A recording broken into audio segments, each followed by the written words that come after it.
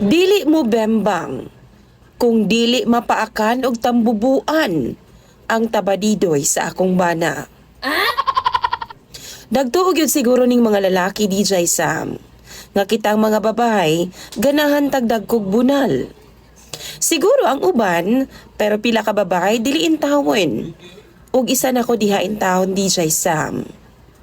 Gusto na ko regular size lang, pero akong bana, nagtuog yun siya nga ikalipay na ako nga nang hubag ang iyang bunal tungod bago siya mubugno na ako sa kama. Ipapaak una niya sa tambubuan sa among kakawan. Una na ako ipadayon og saysay ang akong istorya sa kinabuhi. Ug ingon man problema na ako sa akong bana. Palihog una ako agreed sa mga Ibanez family sa tibuok kalibutan. Dili na lang nako isaba ang akong lugar, DJ Sam. Aron nga matago pod ang among identidad sa akong bana. Usa ko ka volunteer teacher, DJ Sam, diri sa among lugar. 34 anyos na ko. Naanak ko'y duha ka mga anak. Akong bana 36 anyos. Tawagan na lang ko sa pangalang Ingrid. Akong bana itago na lang pod sa pangalang Nonoy. Kabaw ko dili mo tuo ang uban, pero uyab mi ni Nonoy no, upat gud ka tuig. Pero wa gyud mi nag-ana-ana sama sa uban.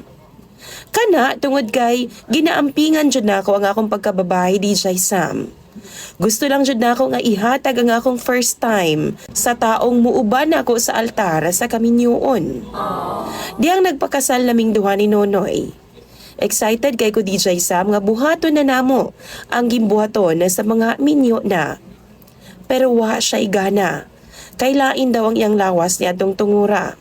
First night namo to ha.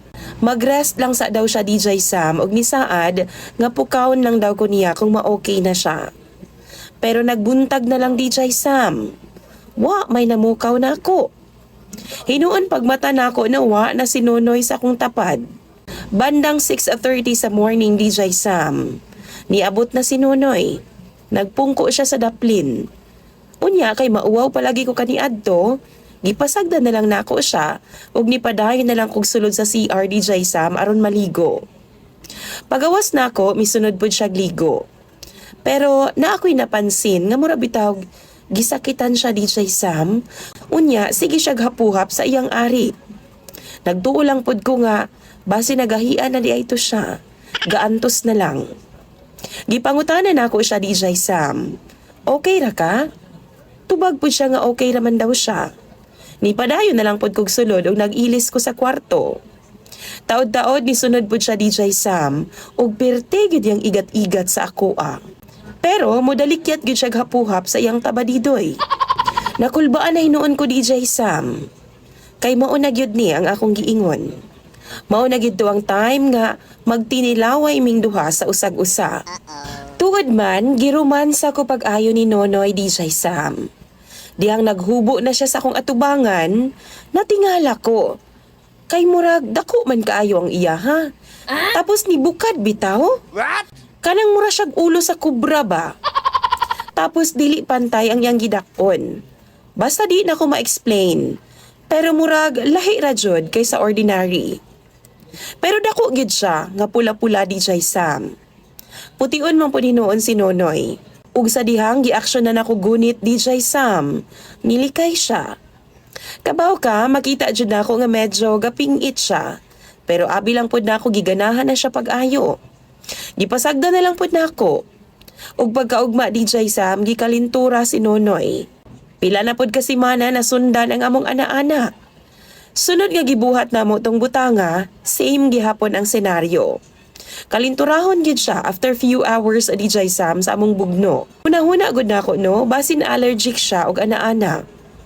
Ang kuna nako, DJ Sam, nagduda ko sa akong bana nga bayot siya. Kay tagsaraman kaayo mi gabembang. Basin tuod ginaantos ra ko niya, DJ Sam. Tapos kausara pud na mahitabo. Dili na masundan pa og second round. Usa ka adlaw niya na, gikidhat-kidhatan na pud ko niya. Nagpapansin na pud nako. Unya mapansin nako na, DJ Sam, nga bago mi magbembang, mulakaw na siya daan. Ana pa siya, bantay lang daw ko niya. Gisundan ako siya sa hilom, DJ Sam. Tingala ko ngano ni subay siya sa kalatian. Adtos kakawan ba namo? Nagda siya og jacket a DJ Sam nga baga, tapos nakapantalon, medya, sapatos. Nihunong siya tapos giputos niyang yang ulo. Nagpurong siya og gibalot niyang yang naong DJ Sam. Tapos nagbutang siya og eye goggles. Tapos nag-gloves. Og ang pinakakurat DJ Sam. Gipalusot niya ang yang tabadidoy sa iyahang pantalon og nikatkat siya sa punuan sa kakao. Iyang gituslok ang balay sa tambubuan DJ Sam ug gihungit ang iyahang bunal. Nadunggan jud nako og nakita ang iyang sagunto DJ Sam sa kasakit. Gusto na ako siyang badlungon, pero gusto pa na akong mahibawan ang iyahang trip. Maong naghilom na lang ko DJ Sam samtang galili sa iyaha. Human mi pauli na siya sa amua o gipaabot una niya og usa ka oras bago siya nitira nako. Isa pa DJ Sam. Nakita nako sa kakawan nga medyo wa gyud ay gi-blessed sinunoy sa iyahang tabadidoy. Mao di ay nga kinahanglan pa niyang ipapaak sa tambubuan DJ Sam. Pero luoy kaayo siya, kay inighuman, kalinturahon yun intahon si Nonoy. Gusto na ako siyang ingnon, pero basin og ma-offend siya DJ Sam. Kung ako siyang ibulgar, basin unyag malain siya, masakitan siya. Pila na gud mi katuig nga minyo DJ Sam. Og ani gihapon ang kabuang ni Nonoy. Nagkaanak na lang migduha, wa gihapon siya kay baw nga kabaw na kus iyang tirada. Tanaw ninyo mga viewers na DJ Sam. Kinahanglan pa ba? Tambagi daw ko ninyo bi, please lang. Naluoy ko sa kong bana. Pero di ko gusto nga matandog ang iyang garbo. Paabuto na ako ng inyong mga tambag. Imong sender, Ingrid.